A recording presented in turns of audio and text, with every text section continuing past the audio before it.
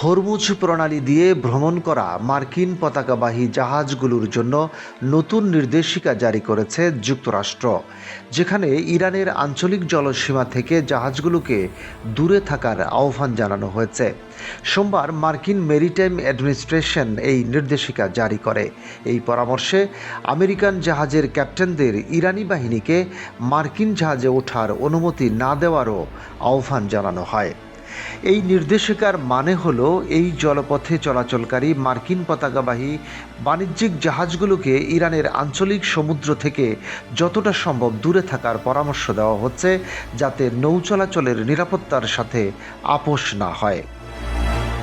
Hormuz প্রণালীতে পূর্ব দিকে যাতায়াতের সময় জাহাজগুলোকে ওমানের আঞ্চলিক সমুদ্রের কাছাকাছি যাতায়াত করার পরামর্শ দেওয়া হচ্ছে।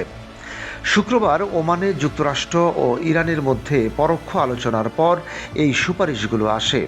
কয়েক সপ্তাহ ধরে ক্রমবর্ধমান বাগাড়ম্বরপূর্ণ আলোচনা এবং হুমকির ফলে দুই দেশ যুদ্ধের দ্বারপ্রান্তে পৌঁছেছিল। আল জাজিরা বলছে, বিশ্বব্যাপী শিপিং লেন এবং বাণিজ্যিক জাহাজ ঐতিহাসিকভাবে ভূরাজনৈতিক অস্থিরতার কারণে হুমকির সম্মুখীন হয়েছে, বিশেষ করে মধ্যপ্রাচ্যে। 1980-র দশকে ইরান ইরাক সংঘাতের সময় উভয় দেশই বাণিজ্যিক জাহাজগুলোকে লক্ষ্য করে আক্রমণ করেছিল, যা ট্যাঙ্কার যুদ্ধ নামে পরিচিতি পায়। সম্প্রতি ইয়েমেনের হুতি গোষ্ঠী লোহিত সাগরে ইসরায়েল সংযুক্ত জাহাজের উপর হামলা শুরু করে।